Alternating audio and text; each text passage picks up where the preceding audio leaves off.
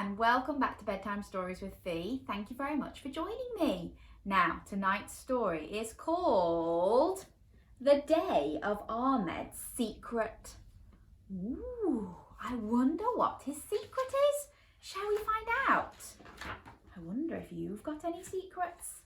Are you good at keeping secrets?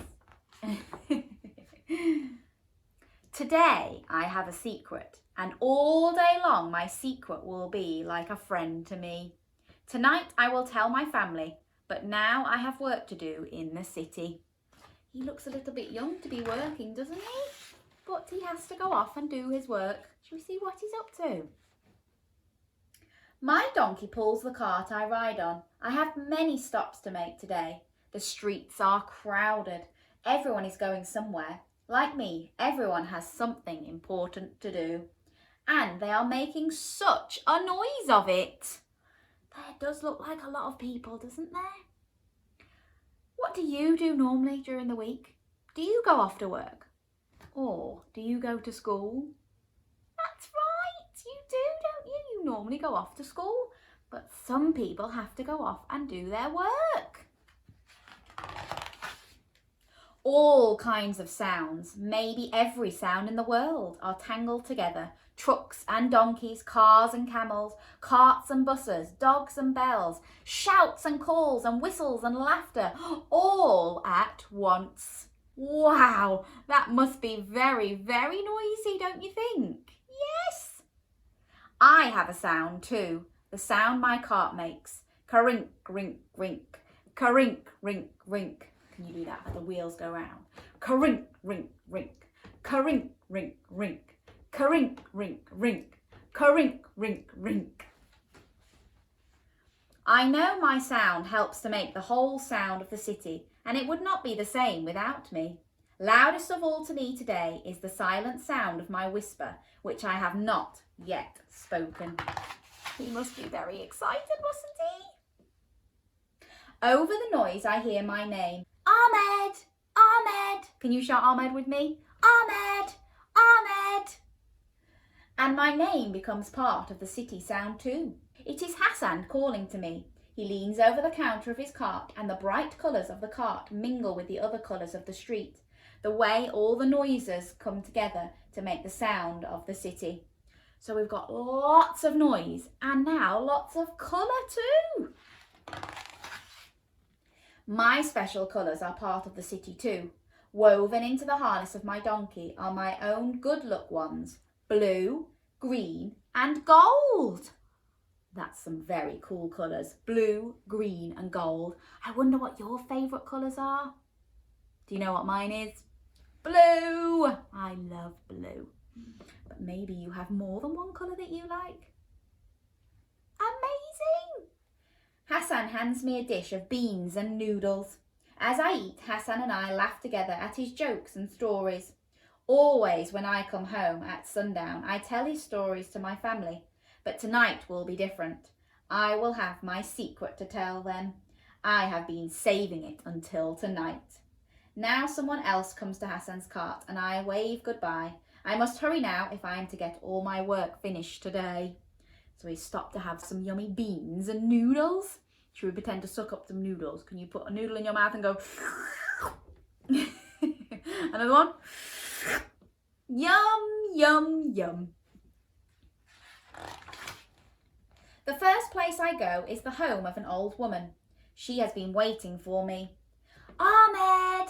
Ahmed! She calls. Are you bringing me the fuel for my stove? The old woman is leaning out of the window. I look up and smile. I am proud that I can carry these big heavy bottles all the way up the steps to the floor where she lives. I am proud that I can do this work to help my family. So he has to carry this big cylinder which has got fuel in so she can light her stove to cook her food. Amazing. And he has to go up lots and lots of stairs. I make more stops and now I am hungry again. I look for the bright red and yellow cart where I can buy my lunch and I find it in its usual space near the old building. I buy my beans and rice and sit in the shade of the old wall. So he's found a bit of shade because it'll be really, really hot where he is. Can you say, woo, hot, hot, hot? But he's bought his lunch and he's found some shade, and he's sat next to this very old wall that's been there for thousands and thousands of years. Amazing. In the days before I was strong enough to do this work alone, I would sit in the cart and watch my father lift and carry the bottles. So he used to just go around with his father, so his daddy could show him where he needed to go and who needed the bottles and how he could carry them. So he learnt how to do the job. One day I told him that I could now carry it by myself. He watched me try to take the heavy bottle from the cart. I could not do it, and I felt ashamed. "Hurry to grow strong, Ahmed," my father said on that day. For the first time I saw that his face had a tired look, like the faces of old men in the city. "Hurry to grow strong," he said again, "but do not hurry to grow old." So he's starting to get very old, so that's why Ahmed then has to do all the work. Now I lean against the old building. I think of the sea of sand that lies along our city. I have seen it stretching as far as the wind. So just outside the city is a whole load of sand, and it's called a desert. And in places like that, it's very, very, very hot. And there's hardly any water in the desert, so you have to be very careful. He tells me that the great desert presses against our city on one side and the great river pushes against it on the other. We live between them, my father said, between our two friends, the river and the desert. All over the world, people know of our city, he tells me, and they speak its name, Cairo. And they say the name of our great river, the Nile. So this city is called Cairo. I wonder if any of you have heard of a place called Cairo. It's in Egypt, that's right.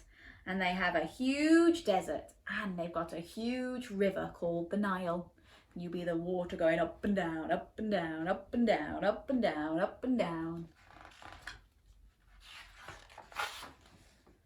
He himself has never crossed the desert, but in the city are the caravans of camels and their riders who have crossed it many times, the way the boats cross and recross the river. I lean against the wall and I think of these things and of my secret, but I must finish my work before I go home. So he stopped for some lunch. Now he needs to go back to work. It's a bit like you at school, isn't it? You do a little bit of work in the morning and then you have some lunch and then you have to do a little bit more work in the afternoon, don't you? First I try to knock the sand from my sandals. The sand is part of each day, like the noise, like the colours of the city, like the things my father has said. On my way to the next stop, I see a boy who is carrying bread. So there's another little boy a bit like him, giving bread to everyone. So he brings fuel to everyone, and this boy is bringing bread. So the lady is putting down a basket so he can put the bread in, and she can take it up to her little house. I hear the Rosewater man before I see him. He clicks 2 cups together as he walks along the street, so people will hear him and come to him for a drink. And you pretend you've got 2 cups and bang them together and go clink, clink, clink, clink, clink, clink, clink, clink, clink. Fantastic. I give him my smile. He does not give me his, but our eyes meet and we know we are connected in the same day and to the same city. I do not buy his rosewater, but seeing him reminds me how hot and thirsty I am. I take a drink from the bottle of water I always carry in my cart. It's very important to drink water all day long, isn't it? Especially if you're somewhere that's really hot. There are more stops to make and more times up and up narrow steps with my heavy load. And then I am back in my cart. Currink, wink, wink. Currink, wink, wink. Currink, wink, wink. Currink, wink, wink. It's a long day. I think the moment will never come when I share my secret. But of course I know that each day ends and that every moment has its time to be. Finally, I am home. It is sundown. It is the time of the day when you cannot tell a white thread from a black one. My mother has already lighted the lanterns. Everyone is waiting for me. Instead of telling you about my day, I say, look, I have something to show you. It is time to tell my secret. I take a deep breath. Look, I say, look, I can write my name. Amazing. And there is his name. And do you know why that's so special? Because he doesn't get to go to school like me and you. No. He has taught himself how to write his name. And that is a very special thing to be able to do. I write my name over and over as they watch. And I think of my name now lasting longer than the sound of it. Maybe even lasting like the old buildings in the city, 1,000 years. Wowie! He'd waited all day long to tell his family about his special secret, his special surprise, and I think they would have been very, very impressed. I wonder if you've got something special to show your family? Have you learnt to write your name? Have you learnt to write a whole sentence? Have you learnt how to read some words and read a whole book? Amazing! And even if you think they're not secret things, your grown-ups will be very, very proud of you. So keep on learning and keep on thinking about Ahmed, working hard in the hot sun and teaching himself how to write his name.